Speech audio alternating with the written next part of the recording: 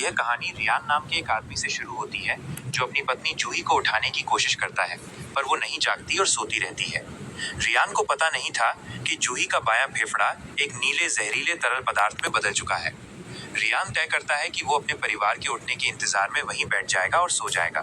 तभी रियान का भाई आता है और रियान को जगाकर बताता है कि कुछ तो गड़बड़ है। वो जूही के बारे में पूछता है। रियान जब बेड की तरफ देखता है तो पता चलता है कि जूही बिस्तर से गायब है। वो जल्दी से नीचे जाता है और एक बूढ़े आदमी से पूछता है, जो बताता है कि आधे घंटे पहले जूही ने वो तरल पदार्थ गिरा दिया था। इसके बाद अजीब चीजें होने लगती हैं। रियान देखता है कि उसके परिवार की सबसे छोटी लड़की कम उम्र होने के बावजूद एक लोहे की छड़ को रबर की तरह मरोड़ रही है, जैसे उसके पास हजारों हाथियों की ताकत आ गई हो। कुछ देर बाद जब वो देखता है कि उसकी पत्नी जूही सीढ़ियों से रेलिंग के सहारे नीचे आ रही है, तो रियान को लगता है कि जूही के साथ कुछ तो गलत हुआ है। वो भागकर बेडरूम में जाता है और जूही की आवाज तो सुनता है, लेकिन वो दिखाई नहीं देती। उसे कुछ समझ नहीं आता। तभी नीचे से उसे चीखने की आवाज सुनाई देती है। रियान जल्दी से नीचे आकर देखता है तो हैरान रह जाता है। उसका भाई एक कमरे का दरवाजा तोड़ रहा होता है और अंदर से जूही जोर जोर से चिल्ला रही होती है। रियान का भाई जैसे तैसे दरवाजा तोड़ता है और देखता है कि जूही छत के ऊपर हवा में तैर रही है और चाहकर भी नीचे नहीं आ पा रही है। वो लोग किसी तरह जूही को खींचकर नीचे लाते हैं और देखते हैं कि जूही का अब आधा शरीर गायब हो चुका है। ये देखकर पूरा परिवार डर के मारे चिल्लाने लगता है। उसी वक्त वो बूढ़ा आदमी जो कुछ समय पहले मर चुका था वापस जिंदा होकर आ जाता है। ये देखकर रियान और उसके साथी घबरा जाते हैं। इस उथल पुथल और डर के माहौल में वो फिर से जूही को छोड़ देते हैं और जूही उड़कर छत से बाहर निकल जाती है और हवा में उड़ने लगती है। तभी अचानक उसकी शक्ति खत्म हो जाती है, जिसकी वजह से वो जमीन पर गिर जाती है। इसके बाद जूही फिर से दिखने लगती है और वो बूढ़ा जो मरकर जिंदा हुआ था फिर से मर जाता है दूसरी बार। जूही के बचने के बाद परिवार वाले सब एक साथ बैठ जाते हैं और सोचने लगते हैं कि शायद ऊपर वाले ने उन्हें शक्ति दी है। तभी वो देखते हैं कि उनमें से दो आदमियों के पास कोई शक्ति नहीं है। वो समझने की कोशिश करने लगते हैं कि ऐसा क्यों है। इस बीच जूही फोन करके एम्बुलेंस को बुला लेती है।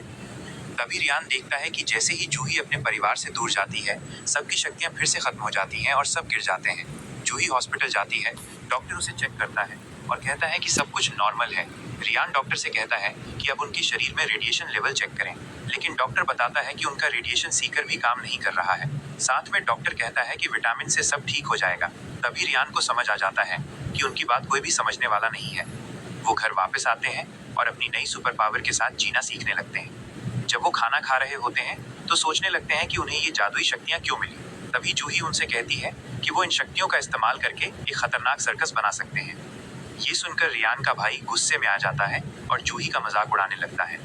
जूही उस पर हमला कर देती है और वो दोनों लड़ाई करने लगते हैं। तभी वो छोटी बच्ची अपने दादा की छड़ी तोड़ देती है, जिससे दादा को गुस्सा आता है और वो उसे मारने के लिए उसके पीछे भागने लगते हैं। कुछ देर बाद रियान का भाई कुत्ते को खाना खिलाता है और उसकी हरकतों के बारे में उल्टा सीधा बोलने लगता है। तभी एक कुत्ता रियान के भाई पर जोर से भौंकने लगता है। तभी रियान के भाई को पता चलता है कि वो कुत्तों की हर एक बात बड़ी आसानी से समझने लगा है। उसे समझ में आ जाता है कि उसके अंदर जो सुपर पावर आई है उससे वो जानवरों से बात कर सकता है। खुश होकर रियान ये टैलेंट अपने पूरे घर वालों को बताने लगता है। रियान जानने की कोशिश करता है कि ऊपर वाले ने उसे और क्या ताकत दी है। वो जल्दी से जमीन पर से लोहे का टुकड़ा उठाता है और उसे मोड़ने की कोशिश करने लगता है, लेकिन लोहा नहीं मुड़ता। वो शर्मिंदा होकर वापस अपने घर में चला जाता है।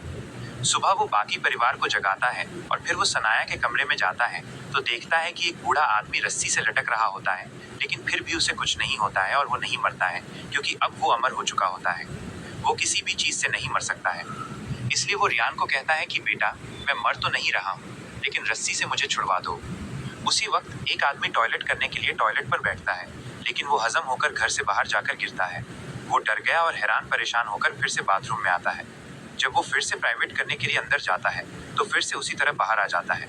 उसके परिवार वाले हैरान हो जाते हैं कि आखिर ये सब हो कैसे रहा है। सारे सवालों से परेशान होकर आदमी कहता है कि अब मैं दोबारा ये सब करके नहीं दिखाऊंगा। मुझे टॉयलेट जाना है और मैं टॉयलेट नहीं जा पा रहा।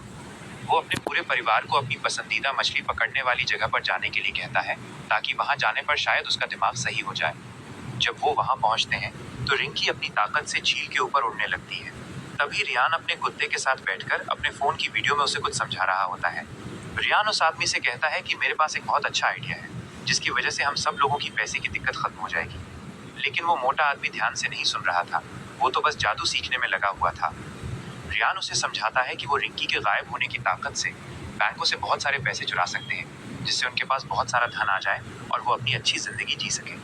लेकिन वो मोटा आदमी अपनी ट्रेनिंग खत्म करता है और कहता है कि ऐसा कुछ भी नहीं करने वाले हैं हम, और ऐसी हरकतों से हम सब मुसीबत में भी तो पड़ सकते हैं। फिर बाद में कहता है कि हम सब इंतजार करेंगे और फिर सब पहले जैसा जब हो जाएगा तो हम लोग नॉर्मल जिंदगी जीना शुरू कर देंगे। इसके बाद वो आदमी गुस्से में अपने परिवार से दूर चला गया। ये देखकर बूढ़ा एक बार फिर से मर जाता है और रिंकी भी फिर से पानी में गिर जाती है। वो आदमी समझ जाता है कि लड़की और रियान के दूर जाने से ही सबकी ताकत खत्म हो जाएगी। लेकिन तभी मोटू कहता है कि मुझे इस बात से कोई फर्क नहीं पड़ता, हम नॉर्मल जिंदगी जी लेंगे। फिर वो साथ में कहता है कि परिवार को और भी परेशानी में मत डालो, हम पहले ही बहुत मुसीबत में हैं। इस बहसबाजी से थककर रियान ने रिंकी को अपनी गाड़ी के अंदर बैठाने के लिए कहा, लेकिन तभी रिंकी उससे कहती है कि जब तक हम लोग बाहर हैं दादाजी की बॉडी को छुपा देना। सफर के दौरान साथी रिंकी से कहता है कि तुम्हारे प्लान में गड़बड़ी है और हम बहुत जल्द ही पकड़े जाएंगे और हमारी जिंदगी खतरे में हो सकती है। वो दोनों जैसे ही उस एरिया से निकल रहे होते हैं तभी उन्हें कुछ लोग घेर लेते हैं और उनकी गाड़ी के चारों तरफ आ जाते हैं। थोड़ी देर बाद वहां पे एक आदमी आता है और कहता है कि गाड़ी में बात करो। वो आदमी गाड़ी में आकर रियान को धमकी देता है और कहता है कि अब रियान को जितना पैसा डूबा है, अगर तुमने नहीं चुकाया तो मैं तुम्हें जबरदस्ती चाइना उठाकर ले जाऊंगा और बाजार में बेच दूंगा। ये सुनकर रियान बहुत ज्यादा डर जाता है और खड़े होकर सोचने लगता है। आखिर में रियान कहता है कि अब क्या कर सकते हैं। रिंकी भी उसकी बात सुन लेती है, इसलिए वो उस आदमी को गले लगाती है और उसकी बात मान जाती है। वो कहती है कि मैं बैंक में तुम्हारे साथ साथ चोरी करूंगी, तुम टेंशन मत लो। फिर वो दोनों बैठकर प्लान बनाने लगते हैं। बाद में सारे के सारे परिवार वाले एक घर में इकट्ठा होते हैं और वहां सब चोरी करने का प्लान बनाने लगते हैं। उसके बाद सब फैसला करते हैं कि अब रात भर पार्टी किया करेंगे, क्योंकि हो सकता है वो कल पकड़े जाएं और जिंदगी भर चक्की पीसनी पड़े, तो क्यों ना आज ही पार्टी मनाएं। सुबह रियान ने रिंकी के साथ नाश्ता बनाया। तभी वहीं पर मौजूद रिंकी उससे कहती है कि मुझे एक प्ले करना है, लेकिन रियान नहीं मानता। लेकिन जब रिंकी उस पर जोर डालती है तो रियान मान जाता है और सब लोग एक थिएटर में गए थे जहाँ पर रिंकी ने अपना परिचय दिया और रियान ने रिंकी की शक्ति देखी तो वो हैरान हो गया। वहां पर सब एक एक करके अपनी ताकत दिखाने लगते हैं। ये सब देखकर थिएटर का मालिक हैरान हो गया और वो चिल्लाकर कहने लगता है कि तुम सबको हम काम पर रख लेंगे। लेकिन ये सुनकर पूरा ग्रुप वहां से निकल गया और रियान धमकाने लगा कि वो मेरी रिकॉर्डिंग तो नहीं कर रहे थे। रात को जब वो सो रहा होता है तो वो सोचता है कि उसके शरीर में कुछ तो अलग हो रहा है। वो जल्दी से बाथरूम में जाकर देखता है तो उसकी उंगलियों से पानी निकल रहा होता है। अगली सुबह रियान अपने साथियों के साथ एक महंगे से रेस्टोरेंट में खाना खाने चला जाता है, क्योंकि रिंकी ने एक शर्त रखी थी कि वो बैंक लूटने में तब मदद करेगी जब रियान उसका रोमांटिक डेट पर जाने वाला सपना पूरा करेगा।